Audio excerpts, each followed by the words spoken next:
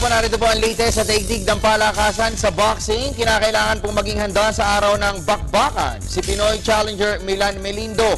Ito po ang naging babala ni Mexican Unified Flyweight Champion Juan Francisco Estrada 2 araw bago ang kanyang first title defense kontra Melindo. Nakatutok po sa mga kaganapan sa Macau, China si PTV Sports Senior Correspondent Dennis Principe kasama ang kanyang camera at narito ang report.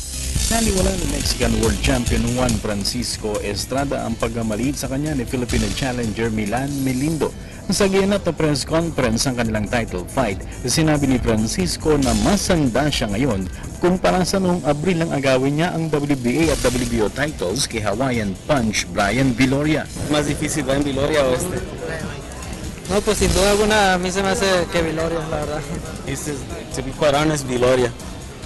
Yeah, That's tougher. yeah, tougher. Ito ang unang depensa ni Estrada. Tulong samantalang mandatory challenger naman si Melindo. Ayon pa kay Estrada, dapat nang tiyakin ni Melindo ang kanyang kahandaan sa laban na ito dahil naging puspusan din ang kanyang training sa Mexico. Pues que espero que venga bien preparado porque yo sí lo vengo bien preparado para retener los títulos y pues allá arriba vamos a ver quién es el mejor. He says that he hopes he's well prepared because he's well prepared to take on the fight, and we'll see each other the score, the boxing match. Ang title fight sa pagitan ni Estrada at Melindo ay supporting main event ng Fist of Gold Part 2 headliner na Chinese sensation Zhou Shiming at Mexican prospect Jesus Ortega. Biyernes ng hapon ay isasagawa ang official weigh-in ng nasabing fight card. Gaganapin naman ang mga laban Sabado ng gabi sa Kotay Arena ng Venetian Hotel dito sa Macau. Para sa PTV Sports, Dennis Principe, Telebisyon ng Bayan. Sa basketball, masasabing hindi title contender ang Bahrain national team sa paparating na FIBA Asia Men's Championships. Ito po'y dahil lumabas ang kahinaan ng koponan sa tune-up kontra Global Port Batang Pier kahapon. Bagamat pinamunuan ni former Gilas Pilipinas center CJ Giles, hindi pa rin po nagawang makipagsabayan ng Bahrain Batang Pier. Ang koponan na maaga pong napatalsik sa nakalipas na 2 komperensya ng PBA. Narito ang report ni Miss Cristabel De Leon. Kung ang tune-up kontra Global Port Batang Pier ang pagbabasehan, tila hindi pa handa para sa pagsuong sa gyera ng FIBA Asia Men's Championship sa susunod na linggo ang Bahrain national team. Ito'y dahil bagamat masasabing nagbatak lamang sila ng buto, kitang-kita pa rin na nahirapan ng husto ang Bahrain sa laban kontra Global Port, kung saan lumasab sila ng 60-70 loss. Ayon kay Bahrain team manager Ahmad Ali, malaking tulong para sa kanila ang tune-up dito sa Pilipinas dahil makikilatis umano nila ng husto kung gaano katatag ang kanilang mga players. To find out more about the level of our players, and because we had all the players playing, so we know a little bit now how we can do. Now it's just a matter of tuning up from one game to the other in preparation for the tournament.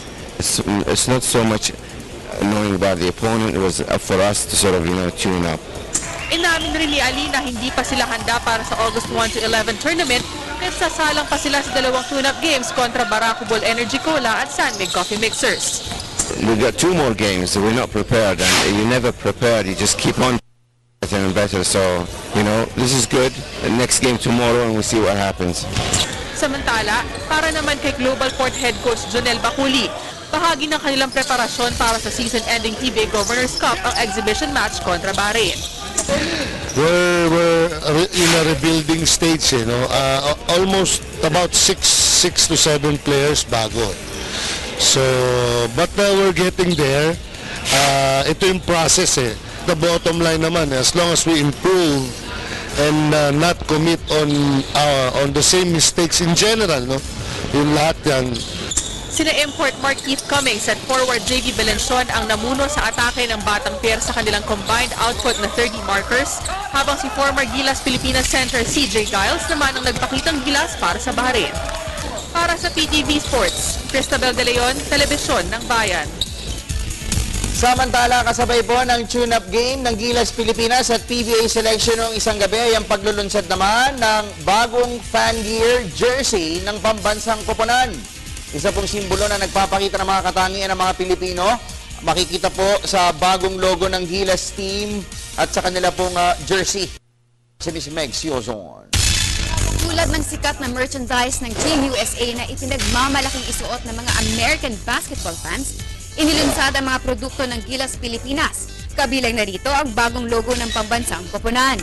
Mismong si Tubi Sports President Tubi Claudio ang humarap sa media para ipakita ang bagong uniforme ng Philippine Quintet na gagamitin sa 2013 FIBA Asia Men's Championships.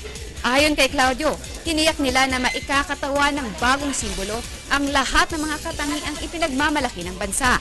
Together with PBA, we designed a brand new Gilas logo that showcases, of course, our national symbol, the Águila or Philippine Eagle. Kaya this really is a mark representing what the team stands for. No? We can wear it with pride, and it stands for strength, pride, and power of our Philippine Eagle. Sa tune-up kontra PBA selection ay ginamit ng Gilas Pilipinas ang bagong jersey. Isang simbolo na sumasalamin sa asam ng mga Pinoy dribblers na maging world-class sa paborito nating sport na basketball. And what better way to show support for the team than to wear the national colors. That's why we came up with a merchandise line together with the Gilas Pilipinas and the PBA, showcasing a full collection ng mga merchandise. Bukod sa timeless design, Filipino Pride ang isa pang ipinagmamalaki ng Gilas merchandise na opisyal na inilabas sa publiko sa abot-kayang halaga. Pati ako, Para sa PTV Sports, Meg Siozon, Telebisyon ng Bayan. At napakarami po nagtatanong sa aming Facebook group page kung kailan po ang release at launch ng mga Gilas fan gear na yan. Yan po ay sisimulang ibenta sa Mall of Asia at sa mga Toby Store simula August 1. At sumayin niyo po ang mga latest sa daigdig ng palakasan. Ako po ang inyong lingkod, Snow Bado, at tumutok mamaya sa PTV Sports sa 5 ng hapon kung kayo po ay nabitin.